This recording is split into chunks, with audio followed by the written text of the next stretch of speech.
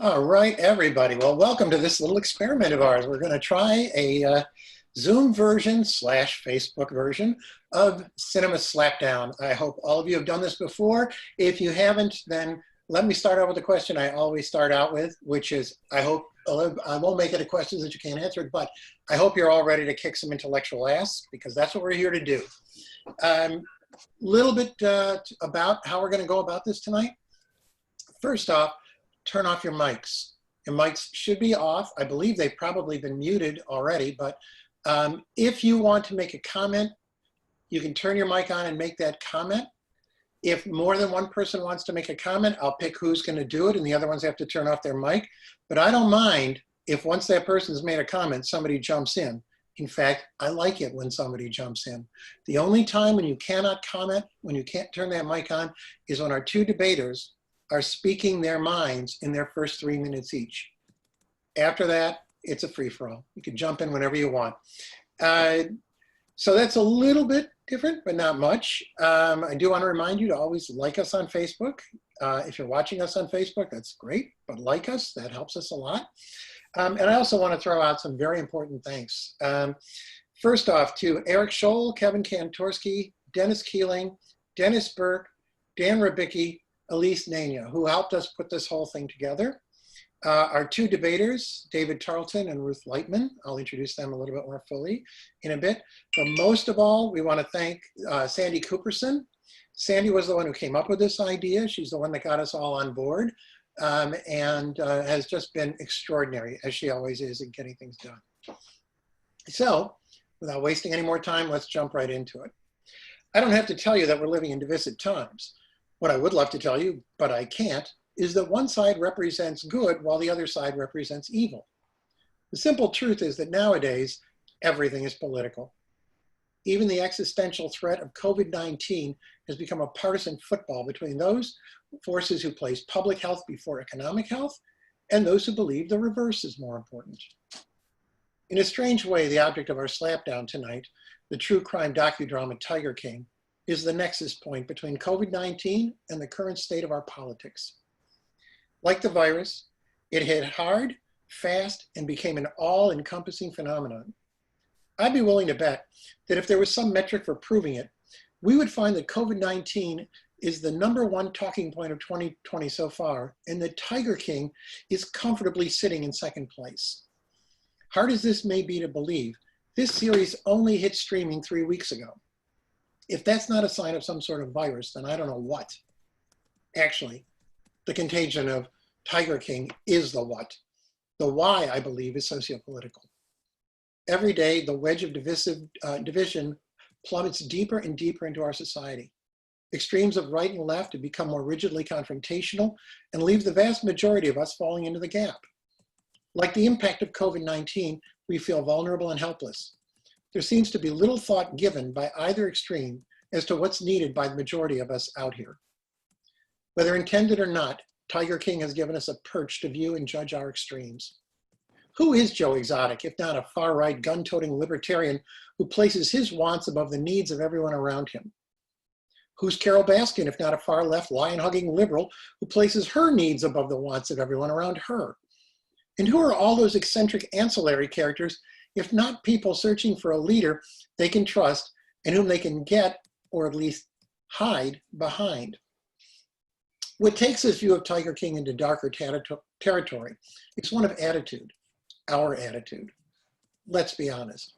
A big part of why we enjoy this series is because we feel superior to those extremist characters. Looking at it this way, and in the light of the socio-political argument, isn't our better than thou enjoyment of the trials of Joe Exotic and Carol Baskin as much a comment on our own arrogance as it is on the self-importance they project? This is where we need to start tonight. As usual, the debaters are going to get 3 minutes to make their case. Where we go from there is, well, it's up to you. So first off, let me introduce our debaters. #1 is Ruth Lightman. Ruth's company, Ruthless Films, has made 6 feature-length social justice documentaries, and she is directed for Cartemplin Films. She has been awarded the 2020 City of Chicago Department of Cultural Affairs Esteemed Artist in Film and Media. Ruth is currently in development on The Pin Down Girl, a fiction feature about the first women of wrestling. She is an associate professor in the Cinema and Television Arts Department at Columbia College, Chicago. So welcome, Ruth. For the defense tonight, David Tarleton. David is an award-winning producer, director, and editor. His latest film, the award-winning Hunter, is a supernatural thriller set in Chicago. He has created programs for such diverse companies as Sony Pictures, Disney Pictures, Warner Brothers, The Muppets, and Baby Einstein. David is also an associate professor here at Columbia College, where he also serves as the head of our graduate program in film. So welcome to you too. I'm going to start out with a pretty basic question. And remember, you're going to each get 3 minutes. And when 3 minutes is up, I usually blow a whistle, but my whistle is at my office and the building has been shut down. So I will be using a very special cheap flute from an 11-year-old. So let's start. I'm going to throw this question immediately to Ruth, or this point to Ruth. Ruth, I want you to give your 3 minutes. Go. You ready? I think I'm ready. Start. I think we all remember in December 2015 during Christmas and the polar vortex that followed that we were all binging on Making a Murderer on Netflix. Tiger King is our extra special 2020 pandemic polar vortex series with a far less empathetic group of characters. The series has become a diversion for us that mirrors what is happening in the country right now, but we were removed in such a way like, look at them, now look at, oh, wow, this just gets worse, oh, train wreck. Obviously, most of us who say that we have never met or made a film about people like this from the South, I've met people like this, I know these people. This series has become a diversion for us. And Joe Exotic is a paradox, an oxymoron, or maybe as the filmmakers would like you to believe, just a moron. Because he's gay and a gun-toting redneck, and unlike his right-wing nut jobs, he's pro-choice. Maybe that's only because he hates children. And as far as I can see, he certainly hates women. That could make him slightly more interesting, but I don't know. Carol Baskin can't dignify her either as a pacifist, caring soul, or a vengeful bitch. Doc Antle, actually, who is truly the most interesting and twisted character, is abandoned early in the series, and then he sort of miraculously reappears, resurrected as a footnote. The filmmakers, Eric Goode and Rebecca Chalkin, put all of the characters in a box, injecting them with the human growth hormones of exploitation, and they do so in such a way that is hyper redundant and dumbed down. And then in episode 8, the extra episode that just came out this week, Netflix manages to dumb it down even more with the added COVID-19 episode 8. What a train wreck, literally, but we're still watching. I have a tremendous respect for the work of executive producers Chris Smith and Fisher Stevens, the former who made the classic doc feature American Movie, which, with all of the humor of the characters who too are subjects of their own ignorance, and we can get back to that, and far more faceted and empathetic to the audience. As Ron said, this series is so much about us, who we are, and what we want, or in this case, who we don't want to be. That's Trump's America for sure, but the filmmakers are the ones who are violating the sins of political correctness. Calling Kelsey, who is actually a trans man, a dyke throughout the series, problem. The filmmakers had an opportunity to explore the bisexuality of the men who marry Joe Exotic, but leave most of this exploitation and nuance on the floor. We are left with, they're just meth heads and will do anything for the fix or to crawl their way out of poverty, anything, even gay sex acts. You're done. Good toast. Okay, David Tarleton. All right, so, you know, Tiger King is a Netflix documentary limited series. It was shot over 5 years. You know, when Eric Goode, who was one of the two directors, started on it, it was sort of a discovery that this existed. He's actually an animal rights person and has a restaurateur and a philanthropist, and brought Rebecca Checklin on board, who is an experienced documentarian. They made this film or this series for 5 years. And Tiger King is a sociological journey into the psychology of eccentric people addicted to the power that comes from owning tigers, right? So it's obviously one of the there's a lot of elements in the series, but it's obviously one of the things is true crimes, right? There's arson, suicide, disappearance, and the alleged murder plot. The fact that the release coincided with the stay-at-home orders for COVID-19 meant it was an opportune moment for it to go viral in the ways that it did. But the thing that's interesting to me about it is it's not just about binge watching, it's also been a real catalyst for extensive conversations about this and the issues that it raises, which is what we're doing here is an extension of that. So it's gone viral on the internet, not just people watching it, but it brings up a lot of issues, right?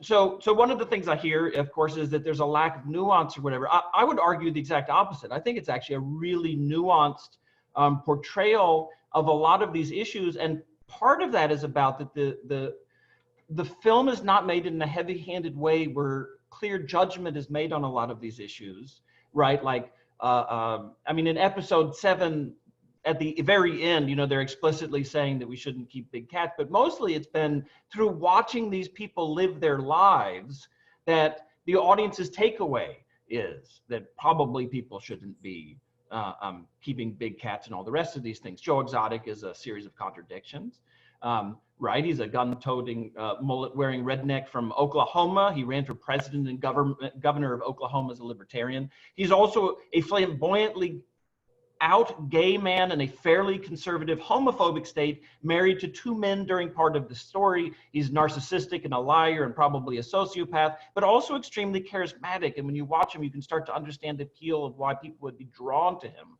The central conflict between Joe Exotic and Carol Baskin is so compelling because their shared passion is a kind of life sentence with constant conflict because they have wildly differing approaches to the same dream of tiger preservation. The documentary digs deeper than the surface aesthetics of Americana, tiger memorabilia, guns, mullets, and explores what kind of a person would own big cats or give their life to someone who does. There are rich dynamics of possessiveness and a sense of cultishness to all 3 of the private zoos explored. Joe's workers are fed with expired meat and live in miserable conditions. Don has a cult or harem of women animal trainers he grooms from an early age and barely pays. And Carol has unpaid volunteers who skip Christmas in order to take big cats. You'll get plenty of time to talk. All right, so one of the things that we are going to do a little bit differently tonight is that over the course of this Slapdown, occasionally we're going to put polls up for you to respond to. The poll will be up for a grand total of 15 seconds. And you can also use the chat function to talk to us. So you have polls and you have a chat function to get engaged. But then, of course, you also have that microphone to get you engaged. So I'm going to start by David, I'm going to jump on you. Yes. You said judgment? How in God's name could you look at this and say there's no real judgment? Aren't these people being made to look ridiculous throughout the course of the story? I think the people are who they are, right? I would argue that Joe Exotic is presenting himself as precisely who he wants to be seen as. If there is judgment, it is judgment in you. It's not judgment in the filmmakers. If you go to his YouTube channel and look at the videos he himself has been presenting for years, it's the same guy, right? So any judgment is in mind of the viewer. It's not in the filmmakers. I think there's real subtlety in the filmmaking because it creates the opportunity for the audience to interpret these people as they want. There are people who are huge fans of Joe Exotic. There's a petition out right now arguing that he should be released from prison. So, and there's other people who, what in my opinion is the correct interpretation, which is he's a sociopath. Right, and including people around him would, for the most part, believe that. I remember years ago on the streets of Chicago having somebody ask me to sign a petition to get John Wayne Gacy out of jail. Well, he's very charismatic, right? He's a very and that goes hand in hand. Sociopath, charisma, right? That doesn't make him an empathetic character in any way. And the filmmakers really accentuate that and you have minor moments for like will the real Joe Exotic please stand up because we don't really know who the real Joe Exotic is. Well, I think part of what's going on with Joe Exotic is, though, he's essentially a performer. He's a liar, right? He's a carny. For all intents and purposes, Joe Exotic is a carny, and Joe Exotic is this character who's created, right? And so when we're watching him in the documentary, we're watching him perform this character, right? And so they were there for 5 years, and I think there's moments where you see behind the mask a little bit, but for a great extent, that's who you see. You see somebody who is a fabulist, right? He's absolutely a fabulist. But couldn't the argument be made that everybody in this story is being made to look ridiculous? Not just Joe. Everybody. Everybody is. Look, right. You have the characters and how they want to present themselves, and that is just that is how they are presented. And then you have I think that this project is heavy-handed, not nuanced at all, and just sort of accentuates that along the way. And I think it's made for, it's not made for people, in small town Oklahoma. They've seen this, and we've been to zoos like this. I actually went to a zoo like this once. And I think it's definitely the freak show factor. They accentuate that every step of the way. And there was a real opportunity to peek below the mask at different times, and I think that it's not there. And I'm sure they have the footage. They have the footage, and even in those moments, like when he made the Thanksgiving dinner. I think it's your own judgment, because if you look at the people in Oklahoma and stuff, the subjects of this documentary are being mobbed in the street during COVID. Right? They pointed that out in episode 8. Right? The people who are being represented in this show, while they may not, certainly Carol Baskin doesn't like how the fact that the series is implying she's a murderer, which I think. But that's John Reinke, who is actually one of the only real people in the entire series. Is him. But nevertheless, but if we're just talking about whether. There's two things. One is the film, and one is how it is being interpreted. And I think how it's being interpreted is a reflection of the viewer. I don't think it's implicit or it's explicit in the film. I think the filmmaking actually is creating an opportunity for the people to present themselves as they are. I mean, the husband of Joe Exotic, who goes through the whole thing with the tattoos. They asked him about it in episode 8. He's like, well, I had good looking tattoos. I wanted to show them off. That was his decision. In fact, the director talked about this. It was his decision. Hold on. I'm going to jump in because I want to see what our first poll says. Can we bring the poll up? All right. Everybody, come on. People, jump in on the poll here. Hey. How do you feel after watching Tiger King? There we go. Look at that. Oh, here they come. It's a delayed reaction. Entertained, queasy, sad for the animals, sad to be human. Nobody feels incredibly dirty. I can't eat as much as I want to throw up. Oh, it's pretty even. It's pretty, all of the above.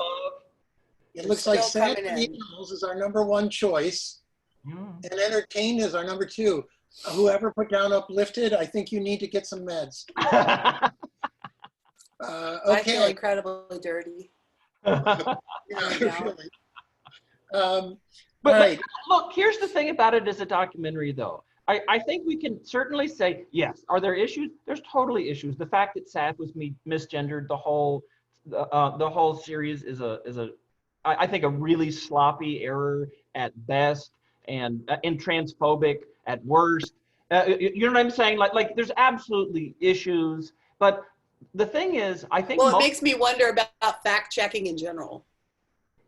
Well, I mean, one of the things that Saf has said is that pretty much all the people who work this is Oklahoma, that the people who work at the zoo, for the most part, misgender him all the time too. And I suspect that is where that's coming from. But you're right, it's inexcusable. But nevertheless, I think what you're seeing when we're talking about documentary elements, many of which were filmed by Joe Exotic and Joe Exotic's crew, right? Like not everything we're seeing are shot by the actual documentarians. A lot of these were from his own YouTube videos or from his own things. No, but it was edited. But that's okay, and we all bring elements in, and it's how they are used and crafted in the end that can support or or negate anything that the filmmakers want to say. And this is something that they chose, and to work on something for this long and not to be able to, I mean, they're in it, you know, Good is in it here and there. There are ways that he can make those points. I mean, there are a million ways that those points can be made through the filmmakers. Mm-hmm. But look, I don't disagree with you, but I would also say that it feels to me like the intent of the documentarians changed over time, right? I was reading an interview with Eric Good about this, that when he started out, his intention was 100% to make kind of an expose, sort of socially oriented documentary around why people shouldn't be keeping big cats. And what emerged over time, and what I think you see as sort of the central focus of the piece, is this is really a character-oriented documentary. I mean, the social issues are there, but this is a story about people. And these are very complex people. I mean, one of the things about Joe Exotic to me is just the complexity of this guy, right? It's like, yes, he certainly did bad things. He also was able to get people as followers, essentially, right? I mean, look at the number of people who found him charismatic, compelling, went to work for him for years in really deplorable conditions. He's not complex. He's actually really one-dimensional. I think he's very one-dimensional, and I think that. I've got a comment here from June Keating, and I'd like to ask June if she'd like to turn on her mic and tell us what you wrote down here. Oh, hi. Oh, would you like me to read Hi. the comment? You can read the comment, or you can just say it however you want, whatever. Oh, I was just thinking that like I don't think that they're accentuating well, what I said was I don't think they accentuate the bizarre elements in a way that's misleading, because, you know, they're not compelling these people to act a certain way or do a certain thing. They're just telling a story with the footage that they've gathered, like being around them. And I don't think that that's, I don't know. I mean, of course they have to piece it together to tell a story and have a structure, but I certainly don't think that they're like necessarily that there's something ethically wrong with focusing on the parts that are the most dramatic in order to tell the story. And I don't know, they also need like viewers. So I agree with you that they're not, I don't think that they are misleading, and there are ethical issues. Both of those things are true, I think. I think, and, you know, having viewers, I mean, the filmmaker, at least Good, comes from reality television, news magazine, so it may have started out this one way, and then it became a docuseries, and it certainly has the packaging of a docuseries. And I actually felt, as I was watching it, that all of the beats felt very predictable in a certain way, and which is ironic, because as you're watching this, you know, and you know, in terms of viewer feedback, everyone says, oh, you got to see it next week, because, you know, you're not going to believe this thing that happened and that thing that happened. And so I agree with you. I don't think that it was misleading, but there's a difference between being misleading and the filmmakers having an opportunity to through editing, through many things, to bring nuance of their perception of the multifacets of these characters that the characters aren't showing you themselves. But here's what will be my rebuttal to that, which is I think what you're seeing is less being misleading and more the intention towards sensationalizing, and the sensationalization of it, right, making it dramatic, raising the stakes in the storytelling, has been a net positive for this piece. If the project wasn't as sensationalized as it was, no one would have watched it, and we wouldn't be talking about these issues. And it seems to me part of the win of this as a project is now we're talking about this. You know, 4 weeks ago, how much was anybody talking about whether or not it should be legal for people to have private zoos and have their own, you know, big cats and all of this stuff? Now it's a real discussion being had by people that was certainly brought up by this piece. And the fact that it wasn't done in a heavy-handed way, but was done just sort of as that's the world they inhabit, right? That's the subtext. That's just the business. That's what's going on, right? That you watch these conditions, you watch how the animals are being treated, and now suddenly it's like, okay, let's go join PETA and get this shut down, right? But aren't we presupposing the popularity of the show is based upon the show itself and not on the fact that we're all stuck in the house having to watch something? Well, I think that's why it's blown up to the extent it did. But the reason why somebody watched episode 2 and episode 3 and episode 4, oh my God, how many thousands and thousands of hours of things are there to watch on Netflix? Why did this particular one blow up? I think it's because the story is really, really compelling, right? And it keeps reversing and being surprising. It's like, oh my God, she killed her husband, and or, like all of these things that keep being revealed. I think the ways that the story keeps reversing itself. It's like when I started the first episode, I'm like, well, clearly Carol Baskin is a good guy, and this guy's a bad guy, and she's out helping the big cats. She's the savior to the big cats, which is how she sells herself. And then somewhere around episode 2, episode 3, I'm like, oh, she's terrible, right? I mean, she's highly problematic, right? She used to do the petting and the breeding herself. She's had a conversion or whatever, but really she's doing the same thing everybody else does. Her cages look a lot worse than the other two's cages do, that none of her people are being paid, right? So the fact that it kept sort of deepening my understanding of these characters over time, I think is really sophisticated, nuanced storytelling. Okay, June, you got it. Do you have a response to this? Oh, well, I was just, in my other comment, I was like, I agree that I think there is nuance. I don't think that they're just characters that can be boiled down to, like a couple of traits, or like, they're not like cartoon characters, although they seem like it on the surface. There's a lot of nuance, as you can see. Like even Joe Exotic's, like every once in a while you get a little snippet of like his background, and you sort of realize like, oh, there's depth to this. Like there are reasons why he's like this, even though it's like so strange and bizarre. And so I think that, and what Ruth was saying about like the responsibility of the filmmakers to make their perspective more clear, I disagree with that, because I think that like I said in my comment, like I don't think it's the responsibility of a film or a documentary to necessarily say to an audience like, okay, this is the right way to think, this is what's right and this is what's wrong about this. And I think that Tiger King was more valuable because it didn't, most of the time the filmmakers weren't outright saying like, oh, these people are the bad people and these people are the good people, this is right and this is wrong. I think that, the audience are the conclusions that people should draw are for the most part kind of clear, and by just showing them footage of what's going on, footage of what's happening, I think allowing the audience to draw that conclusion themselves is a lot more valuable. I think allowing an audience to make those decisions themselves is what we do, and that's very important. But it's also very important for a filmmaker when they have characters that are like this, that can be perceived as problematic, that you have to save your subjects from themselves sometimes, and they don't. And that is the issue that I have with it. They throw them under the bus. I think they're letting them be themselves, right? I mean, okay, so they are, and they have an additional responsibility.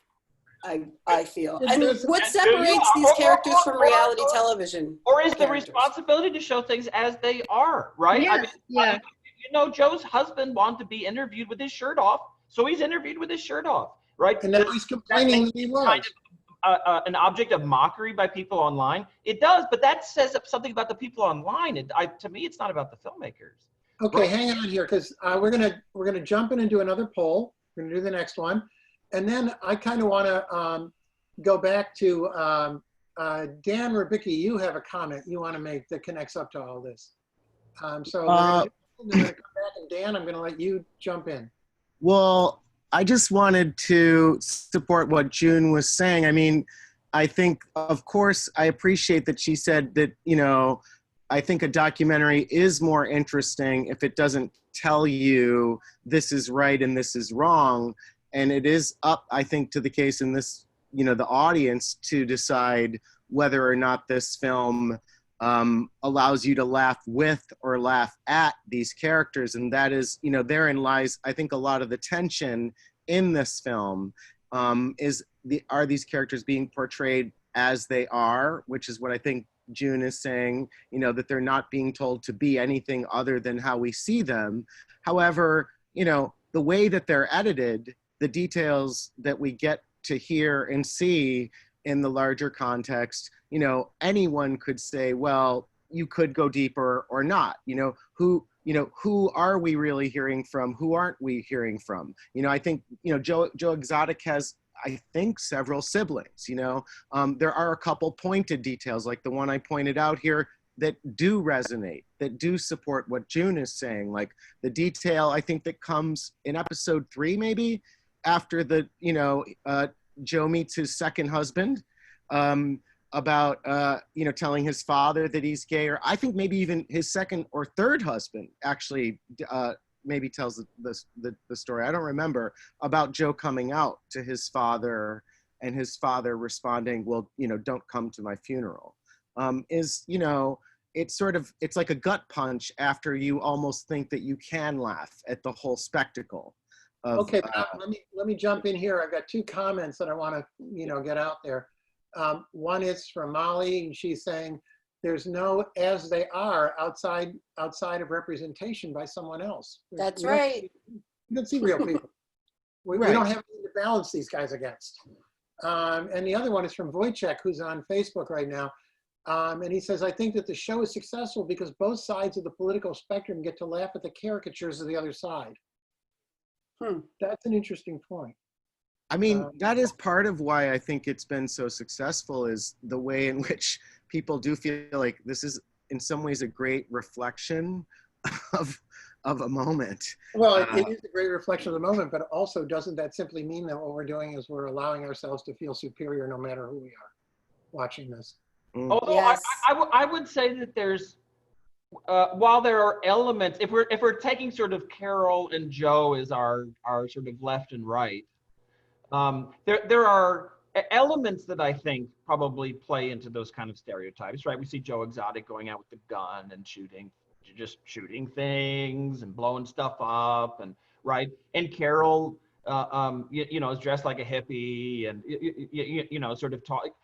Yes, we absolutely see that, but I also think that there are great contradictions in who these people are that make them far more than just that stereotype. The fact that Joe Exotic is in Oklahoma, which is an incredibly homophobic state, that his father has essentially disowned him because he's out, right? All of these kind of things create a nuanced, complicated character who is far more than just sort of this simple one note, well, he's just a redneck with a mullet and a gun. That yes, those things may be true, but it's also very true that some of that is an act, right? Like that, as somebody pointed out in the documentary, he only became into country music as a sort of choice, right? He didn't listen, that country music wasn't actually the genre he listened to. It sort of fit the persona that he had created, right? So some of what you're seeing in this person is a persona. And I think Carol Baskin is very much the same way, right? Here is someone who presumably killed her rich husband and took all his money, but beyond that, used to raise cubs and do the petting and all of literally the same stuff, right? She came out of that same thing and said, maybe there's a different way that I can still make a living with cats, right? She's still in the same job, she's just framing it differently. And because she frames doing literally the same thing differently, all of a sudden, oh, well, she's the savior and we'll work for you for free and all the rest, right? So I think there's real complexity in these characters that makes them far more than the one note sort of stereotypical version. Yes, that's there, but I think the characters are actually much more nuanced. Okay, let me jump in here. Series. This next poll. Let's get the next poll up, Eric. There we go. Okay, so was he set up? Give us your thoughts. Seems pretty likely. Definitely. Whoa.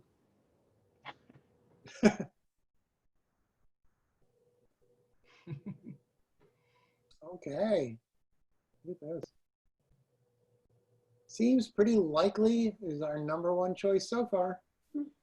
Yep, that's it. All right. He was set up and I'm fine with that.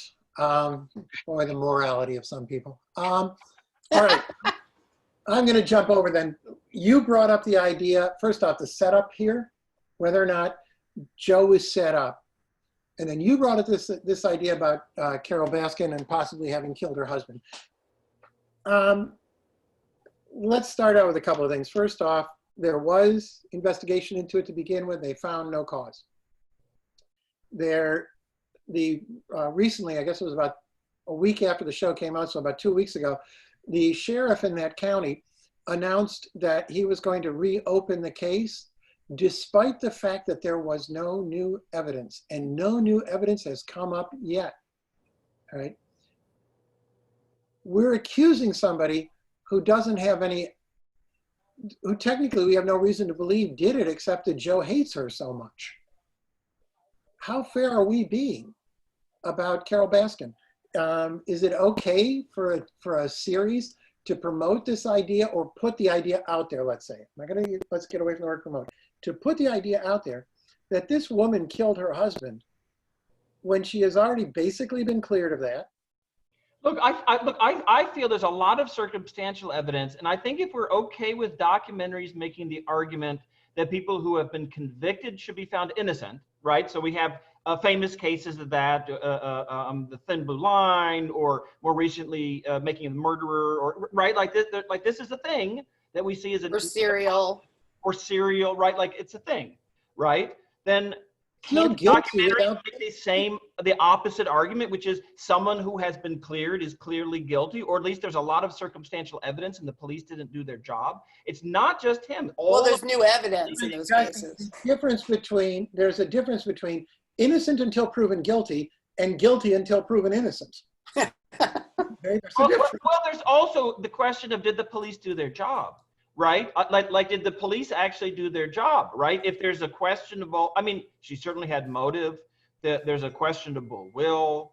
The entire family thinks she did it and has good arguments why. Right? It's not just him. I mean, yes, obviously he is sort of the reason why she's in this film at all. But as for the actual case, I think there's real questions. I mean, look, part of the issue is there's no body. Right? But if she chopped him up and fed him to the tigers, there would be no body. Right? I mean, I think that's. And the other part of the issue is that it's a woman, perhaps. Look, if it was a man who had killed his wife and fed his wife to a tiger, I would have the same reaction, right? I would hope that everyone would have the same reaction. If someone's murdered someone and gotten away with it. But there's no new evidence. So why is that happening? Well, I mean, clearly the reason why an investigation has been reopened is because of the documentary. And no, well, I think there's more to that. I'm going to point this out about the sheriff down there. Totally unknown, small county, nobody's ever heard of this guy. And then 2 events happened on the same day that he got to take advantage of. And I watched the press conferences for both of these. Wow. A minister in a church decided to have a Sunday service in his community, and he arrested the minister because of the coronavirus. And he got on the next thing you know, he's on the air at 8 o'clock in the morning, and he's all over CNN by 9:30. And then all of a sudden at 12:30, from out of nowhere, he comes forward and announces he's going to reopen this case. I think it's a case of some schmuck who just simply got a taste of publicity and realized he could exercise it twice, because there is no evidence at this point. Yeah, if she did it and the guy got eaten, there's nothing we can do about that. There's still no body. But it doesn't mean an open investigation couldn't find something new. I mean, my feeling is when it's clear that there's been a miscarriage of justice, either direction, miscarriages of justice go both ways. That if there's been a miscarriage of justice, I think it's entirely appropriate for the police to open it up as a cold case and reinvestigate. Right? Okay. Is there something that was missed because everybody just sort of said, "Hey, this is fine" back then? All right, let's do the obvious poll right now. Oh, Eric, can you bring up that poll? Thank you. There we go. What you doing? Go for it.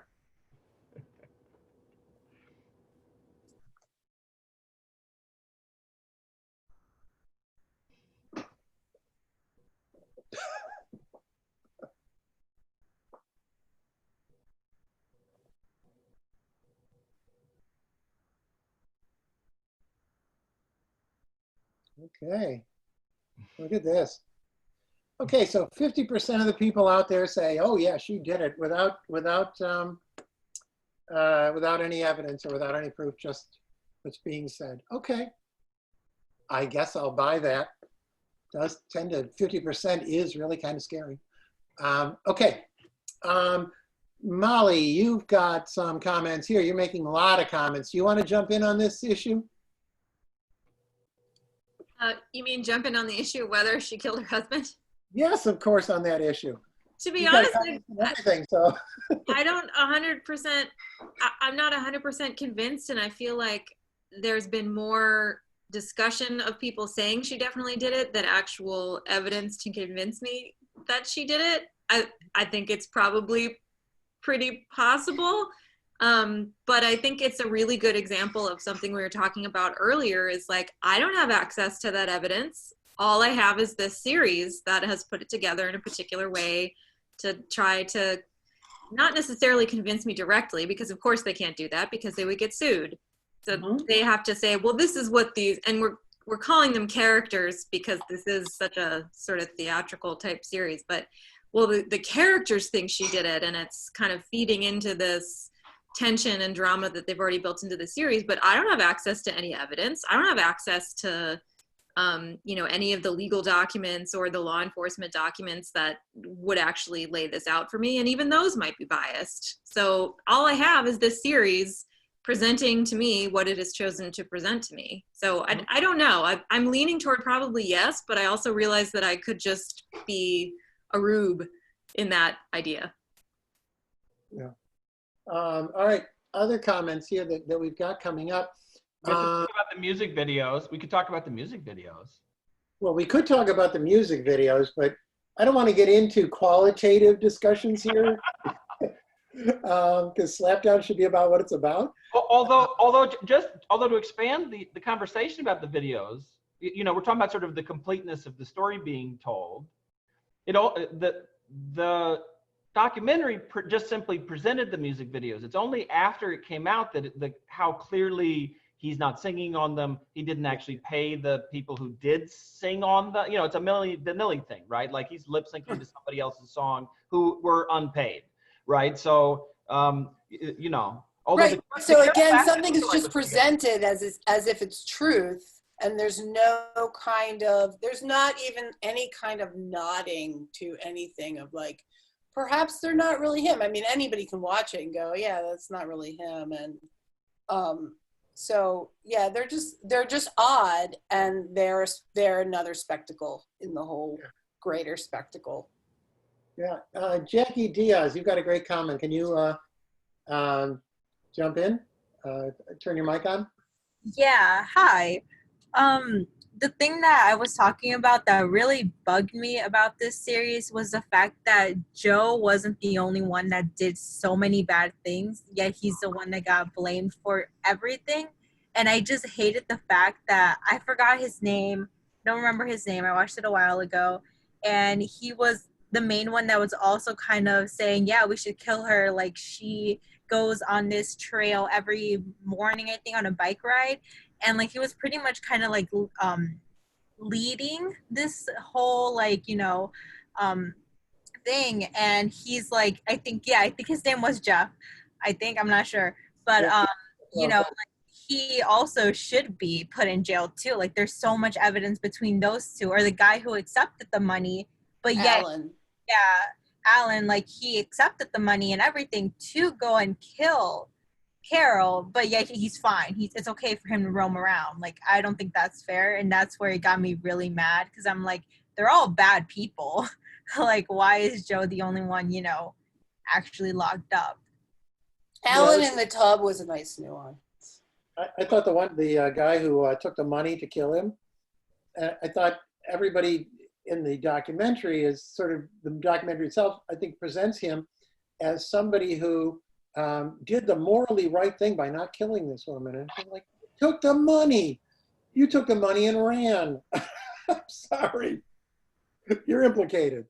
Well, I think part of it is Jeff Lowe, who certainly didn't go to jail for any of this stuff, but as the documentary points out, has spent time in jail and is a felon and all of these other things.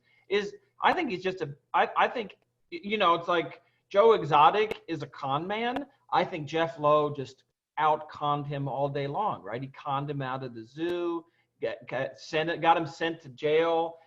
Whether or not it was real or not, Jeff was in the middle of it.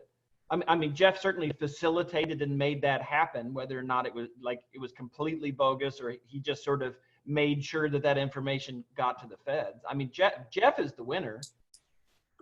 you know. I've got a comment here from Dalton DeVries. Can you turn on your mic? You've got a question that requires conjecture, and we seem to be doing a lot of that tonight. So, can you ask your? Can you make your point, Dalton? Are you there? He's got his mic on. Yeah, not hearing him. Well, I'll read his comment. Let me get to it. I'm curious about Carol's family. The three women interviewed and the brothers' connections were not fully explored. What were their motives in all this? They were the children of the conjecturally murdered husband's first family, right? Like he had a wife and children. And his ex. Right, and then Carol sort of, stole him away from the first family, and then he disappeared in mysterious circumstances, and Carol got all of the inheritance. So these are the people who are left behind from him and who didn't get any of the inheritance. So, can you hear me now? Yeah, there you go. Okay, Yes. cool. I do believe that the three, I can't remember their relationships to Carol. The three that were sitting all in the same shot together. Yeah, on the couch and the one in the chair. Yeah.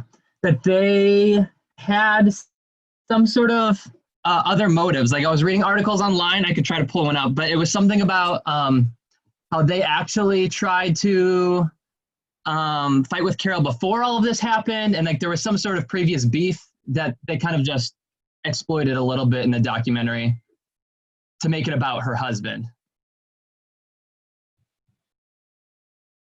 David, you want to jump on that?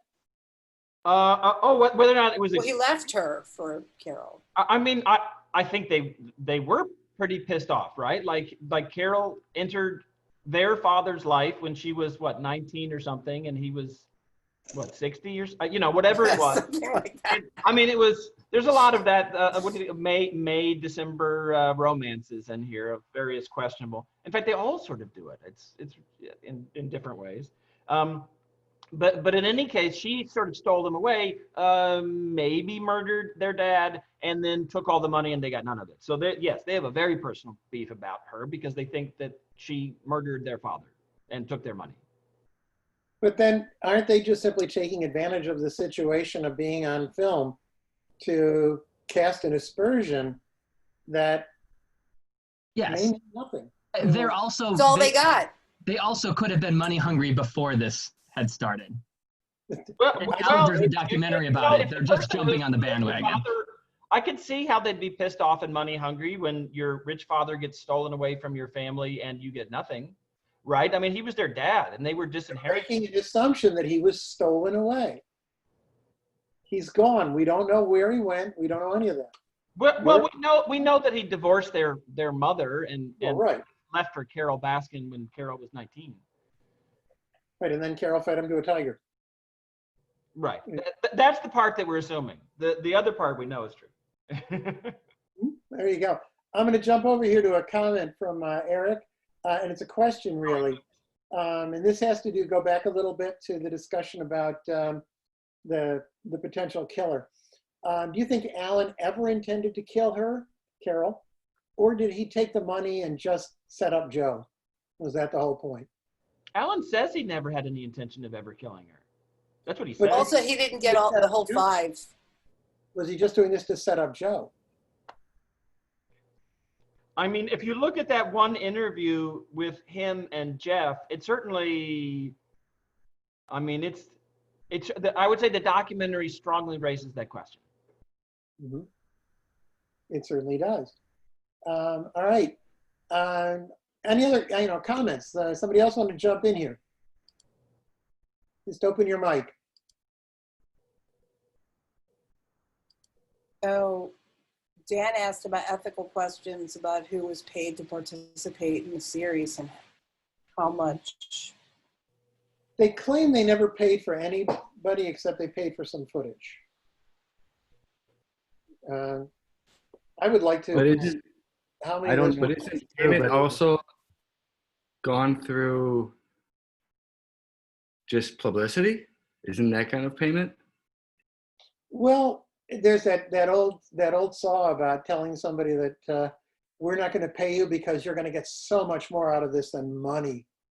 They could be saying to all those folks, we're going to do this Netflix doc and everybody's going to see it. Now, they didn't know everybody would at the time, but they could say, well, and they were told different things. Like Carol Baskin was told that this was going to be a documentary, like Exactly. Blackfish, and the goal was to make sure that this was outlawed and all of this stuff. Certainly Joe Exotic was under the impression this was going to be essentially PR for him. You know what I mean? Like they're telling people stuff. And it's not like I also got the sense out of the blue. The Inside Edition guy, he's shopping a book. I mean, I think that's what he's doing right now, especially in episode 8 when they interviewed him and he started like really, really digging into some of the drama that he was like so disgusted by, but also really wanted to dwell on. And I think he's shopping a book. And I think that other people in that, especially in episode 8, are shopping around for appearance fees. Well, there's already movie rights that have been sold now. Well, and when you're talking about the Inside Edition guy, he was always trying to profit off of this. I mean, he was actively trying to make a reality show for years out of this, right? So yeah, he was. But then he was like, "Oh, I was so disgusted. I walked away and I left the country. Except now, I'm gonna shop a book." And I also am not 100% sure that all of the footage was actually burned. I feel very shady about that particular figure in this documentary. Yeah, that was a point that I had felt exactly. I was wondering, in looking at all of these different characters and everything that they're going through, it seemed to me that we kept seeing people being interviewed who had different motives for why they wanted to be in the film, which implies that the filmmakers told everybody a different story about what this film was going to be. It really feels like that. Yeah. Well, although let's also acknowledge this thing was made over 5 years and absolutely started as a different project, right? This did not start out as a true crime documentary because there was no true crime, right? I mean, they were following him for 4 years before all of this stuff happened, right? So if they're going to Carol Baskin and saying, we're doing a Blackfish kind of a thing, well, that was in fact the starting place for this documentary. That was absolutely the intention of Eric Good when they started. Right, was to literally do, like, we're going to do Blackfish, but it won't be about, it'll be about tigers. We're all doing conjecture, so I'm going to throw some conjecture out here. They're 4 years into a documentary that really isn't going anywhere. There's a lot of interesting footage, but there's really no story. And if we are right in saying that these are filmmakers who are willing to manipulate each of the individual people that they're talking to. Oh, what you're saying that they put them in jail?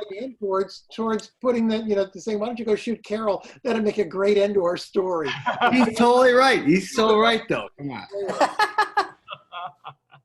Right? They're relying on somebody who is a narcissist, who doesn't have a particularly strong grip on reality, just putting the idea in his head, man, if she was dead, wouldn't that help?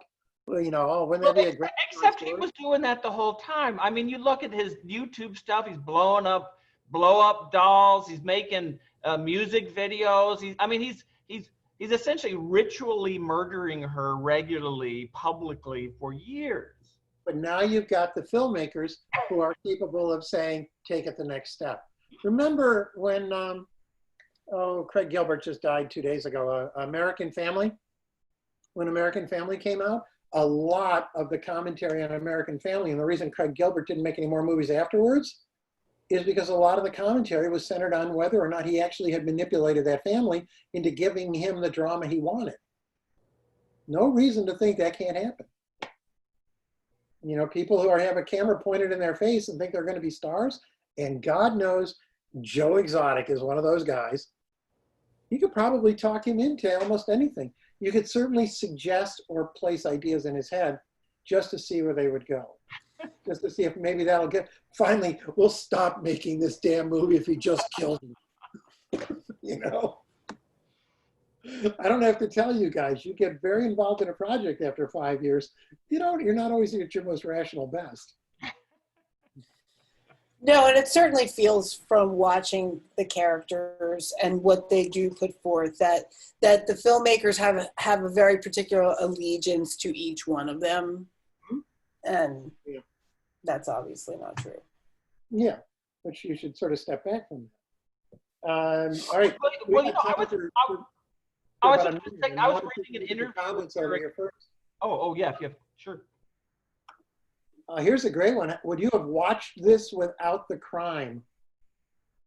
That's a really good question. It seems to me, I mean, that goes back to what I was talking about earlier on, which is this idea that the sensationalism that frames this is part of what keeps you in your seat and keeps you watching, right? Like, would you watch this if this was just simply Blackfish for Cats, right? In fact, I was looking on the IMDb. There's been at least 3 other documentaries made about Joe Exotic, right? So it's not like this is even the first Joe Exotic documentary. Right. So, and all of the true crime stuff, there's been news stories and all of the, because he ran for president and all of these other things. So he was sort of a very, very, very minor celebrity. I still remember when John Oliver showed that clip. That's when I first became aware of Joe Exotic. I'm gonna throw it to Jessica. She has a great comment here. Jessica, you want to open your mic? Hi. Hi. Yeah, I think I was going back to the arc of like all of the episodes together, and I was really fascinated by how I went down this hole with them, and it just got weirder and creepier and more disgusting. And then at the very end, it was like this other Joe, the one before it all started, and they brought us back to where it started, which was with the purity of his intentions at the beginning, and how the tigers really kind of were saving him and he was saving them. And then it turned into this other thing, and it was like whiplash. That's a good way to describe the arc of this. All right, I'm going to have to let that be the last comment because our time is up. Thank you, Ruth. Thank you, David. Thank you, Eric and Sandy, and everybody who helped us put together. Thank you, all of you who have been here. I hope you enjoyed it. You can go ahead and continue to throw in your comments. Like us on Facebook, and if you want to continue the discussion, you can do it there, or tell us how we did. Because remember, this is all new. This is brand new. I hope that we'll all be back in September in our regular places. But if not, we'd still continue to do it this way. So let us know what you think. And good night, everybody. All right, thanks, everybody. Thank you. Good night. Be safe and be well.